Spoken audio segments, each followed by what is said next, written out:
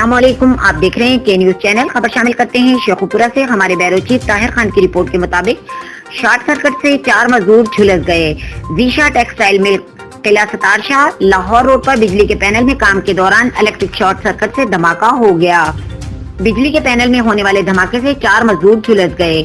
Rescue 1122 Sheikhupura کی امدادی team نے فوراً موقع پر پہنچ کر جھلسنے والے مریضوں کو طبی امداد دینے کے بعد ڈسٹرکٹ ہیڈ کوارٹر اسپتال منتقل کر دیا۔